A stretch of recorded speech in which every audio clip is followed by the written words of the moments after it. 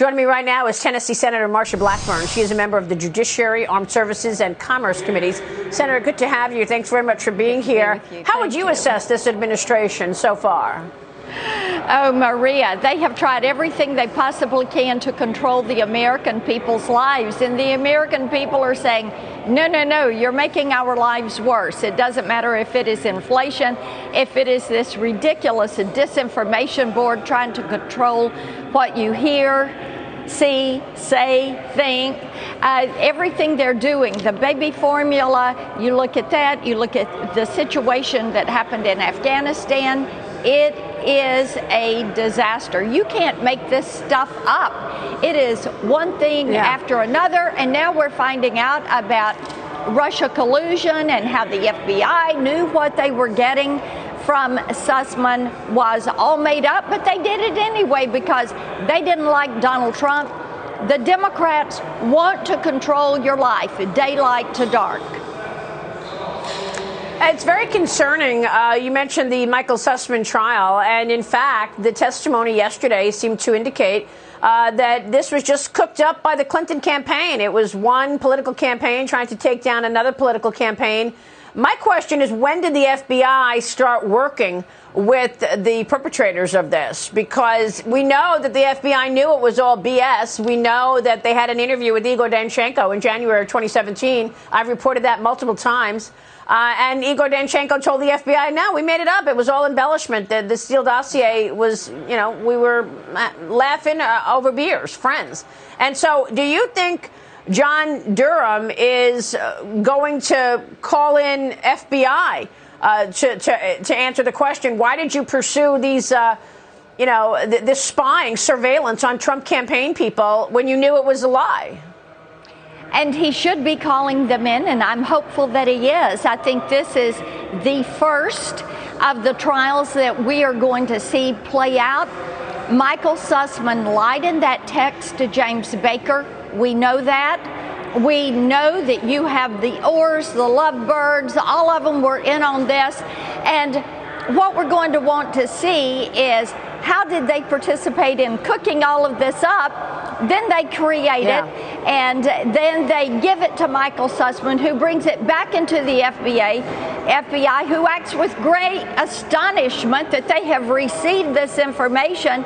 And we find out it was all about having an October surprise because Hillary Clinton was such a pitiful candidate. She couldn't win this on her own, and they knew it. So this was their insurance policy, as they said.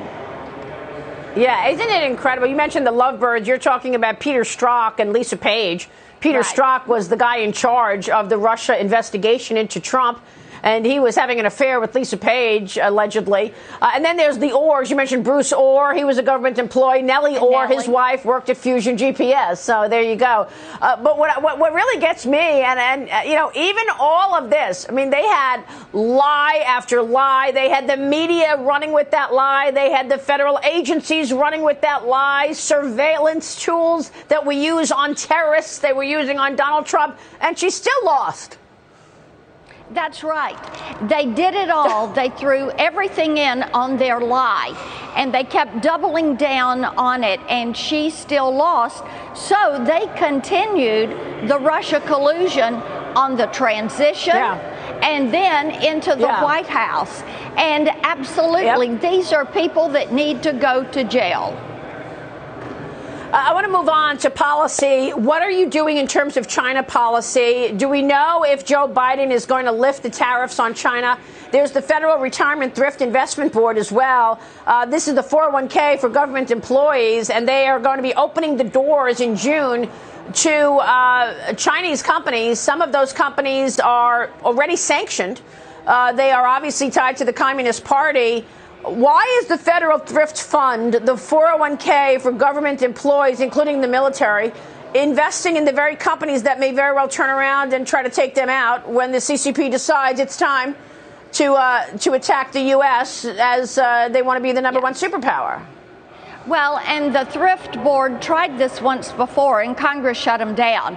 And we ought not to be dealing with China, whether it is tech, whether it is trade, whether it is thrift. Maria, it is time to hold them to account, but this administration is very cozy with China. We might even have Hunter Biden involved in some of this, and this is why they're going to try to push again. But these companies, U.S. companies that are doing business with China, ought to bring that business back home. We know that the federal government, federal retirement has no business investing in companies that are owned by the Chinese Communist Party when they are not good faith trading partners. You know, Larry Lindsay from the Lindsay Group came out with a report this week. He named it Wargaming the Health of Putin and Xi. He talks about Putin and the word that he has cancer. I reported months ago that he has prostate cancer, but we're waiting to see a diagnosis and the official word on that. We don't know, confirming. But he's also saying that Xi Jinping apparently had a brain aneurysm a few days ago, and he's refusing to have surgery. Do you know anything about Xi Jinping being sick? We cannot confirm this, obviously, but apparently Larry Lindsay says that there are reports that Xi Jinping had a brain aneurysm a few days ago. I have no information on any of that, and we just hear what you are hearing in reports that are coming out. The bigger point is what we have to do is just focus on making certain that we defend the United States, we defend our trade, we defend our policies, and that we hold the Chinese Communist Party and Vladimir Putin and the Russian army to account for the atrocities that they try to carry out every single day. Yeah, and the atrocities continue, but these crises in America have more to do with economic issues.